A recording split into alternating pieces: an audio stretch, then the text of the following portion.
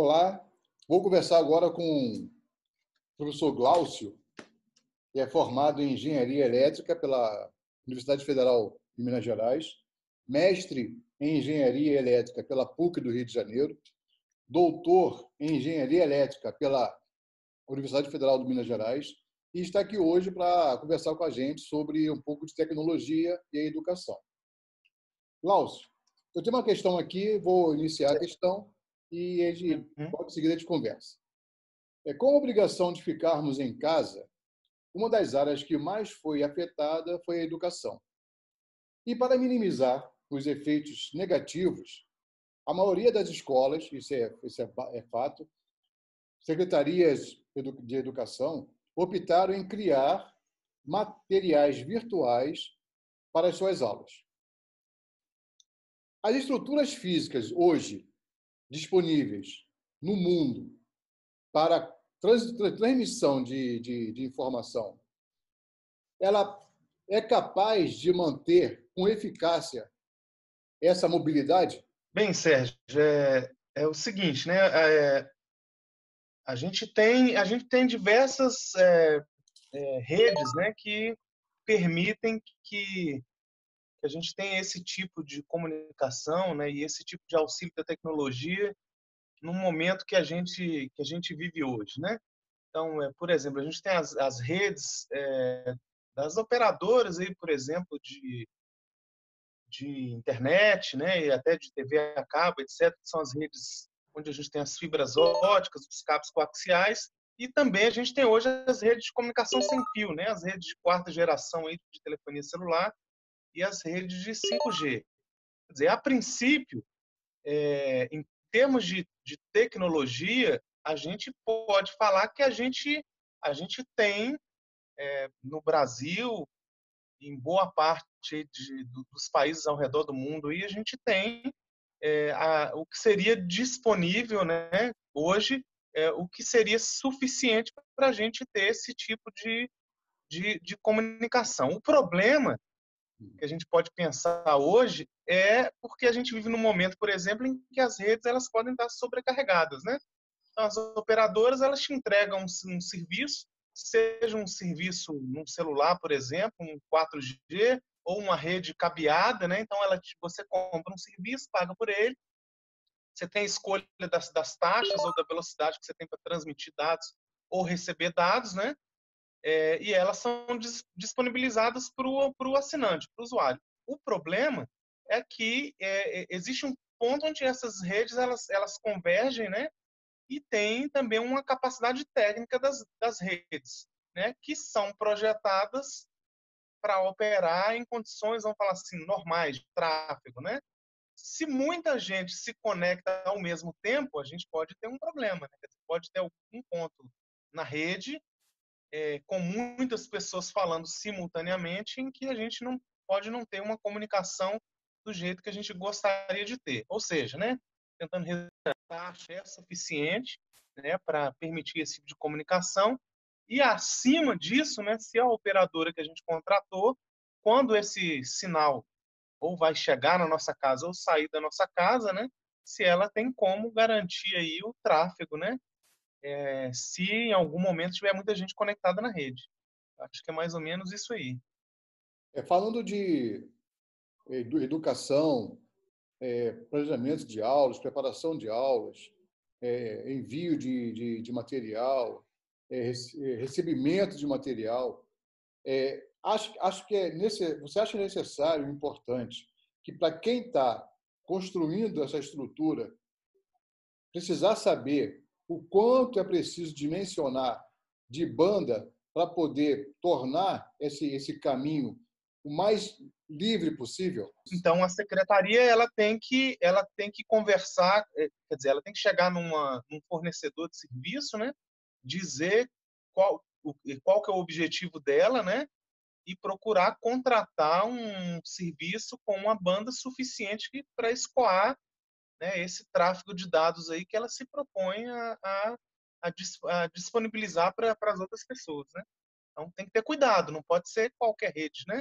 Se a secretaria põe uma rede com a capacidade baixa, não vai funcionar. É claro que não, né? Mas é mais Então, problema. tem que ter um dimensionamento disso aí.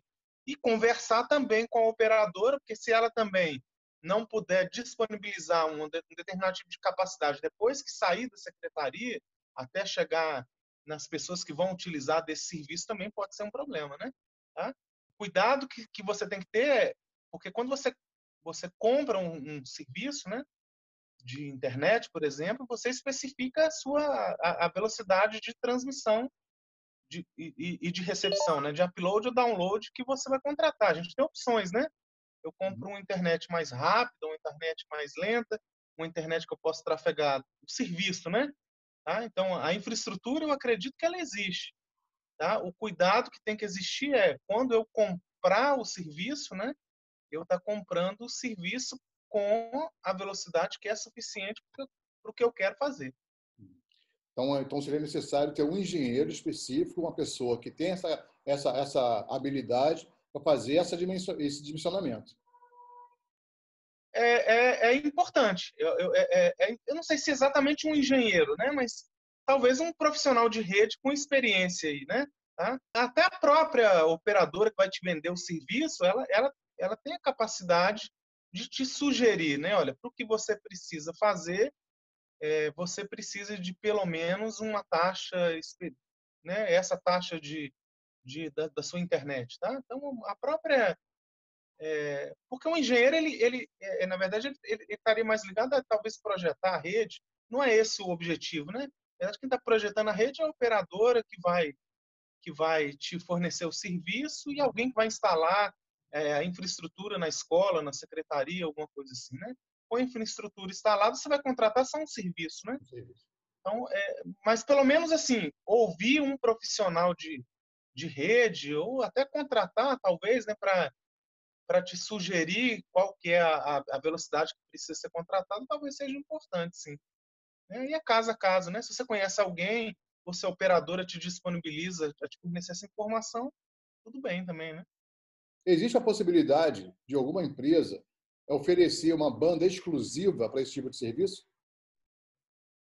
Pois é o seguinte, a operadora, ela pode até te fornecer ela pode chegar com um ponto lá de rede na secretaria, por exemplo, com uma determinada velocidade e esse ponto que está chegando, ele é exclusivo, tá? Quer dizer, de onde está chegando na sua escola lá, por exemplo, uma fibra ótica até um certo local na rede, isso é dedicado para você, tá? O problema é que a infraestrutura da rede ela não é simples assim, não vai sair sei lá, uma fibra ótica dedicada lá da secretaria e chegar essa fibra ótica na casa de todos os outros assinantes, né? Então, no meio do caminho, a estrutura é compartilhada. Tá? Então, aí que pode ser o problema. Aí Não pode sei ter o se gargalo. compara, né? Em algum lugar vai ter um gargalo. Até porque a operadora ela não vai projetar a rede considerando que a rede ela vai estar sendo utilizada por todas as pessoas onde ela vendeu o serviço simultaneamente. Isso é estatístico. Tá? Então, a operadora, se ela fez um bom projeto de dimensionamento de rede, ela vai dimensionar para um tráfego que ela espera de acordo com a quantidade de serviço que ela vendeu. Então, em condições normais, a princípio, o serviço deveria funcionar. Né? Mas se a gente está numa condição que não é normal, em algum ponto vai ter um compartilhamento, sim, aí a taxa é dividida, né? Mas não no ponto que chega na secretaria, tá? O ponto que chega para você, esse ponto é seu, né? Se é uma rede cabeada, tá? Mas lá na frente vai ter um compartilhamento, sim. Então não tem como garantir que a informação vai chegar com segurança e com a velocidade que a gente precisa ter. Nem vai chegar e nem vai sair da casa do usuário de volta para a secretaria. Né? Não tem como garantir É, isso. sim, na verdade, quando a empresa ela te vende um serviço, ela teria que te dar essa garantia, né? Beleza? Ela teria que ela tem que conhecer o projeto da rede dela e deve ter, inclusive, aí eu não conheço o suficiente para dizer, mas deve ter algumas regulamentações da própria Anatel, né? Em que e normalmente é assim, né? Que olha, a operadora ela tem que te garantir durante, sei lá, tanto por cento do tempo uma taxa mínima de tantos megabits por segundo, alguma coisa assim, né? Então, na teoria, ela teria que te garantir, sim, né? Um limite, pelo menos, né? Na prática, aí a coisa pode ficar um pouco complicada em alguns momentos. Ainda mais nesse período agora que a maioria está usando, está se comunicando através da internet, está usando a internet como meio de trabalho. Talvez agora realmente esteja complicado a usar o sinal. Sim, sim, pode ser complicado, sim. Mas é importante só falar, né? Quando você fala em ensino à distância, né? A gente a gente pode ter duas modalidades. Uma delas é você deixa o serviço disponível e aí as pessoas vão e baixam esse serviço, né? E podem, uma aula, por exemplo, ela vai assistir no momento em que é mais adequado para ela, tá? Aí nesse caso aí, isso não seria menos problemático, vamos falar assim, né?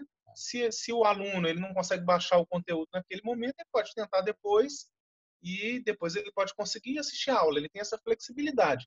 Mas quando a gente fala de uma conferência, como a gente está fazendo aqui agora, aí a história é um pouco diferente, né? Diferente, É né? uma outra modalidade. Se você tem algum curso, algum treinamento, alguma aula que está ocorrendo ao vivo com várias pessoas conectadas ao mesmo tempo, né? Aí, nesse caso, é um pouco mais complicado, né? Que ainda, aí vai envolver outras ferramentas, que é a do fórum, chat, que aí o Sim, cara pode falar, ele pode escrever. Então, você tem outras coisas envolvidas nesse caminho que pode realmente trazer complicações na evolução da aula, né? Bom, obrigado pela tua participação aqui, gostei muito. As informações que você deu vai servir para os professores entenderem como é que funciona mais ou menos essa coisa da comunicação, da internet, do caminho que é utilizado para, de um lado, ser o interlocutor e, do outro lado, o receptor da mensagem. Muito obrigado. eu que agradeço aí, espero ter podido ajudar, poder ajudar vocês aí de alguma forma, né? Ok, então. Obrigado e boa estada aí em Portugal. Obrigado, Sérgio. Tchau. Um abraço.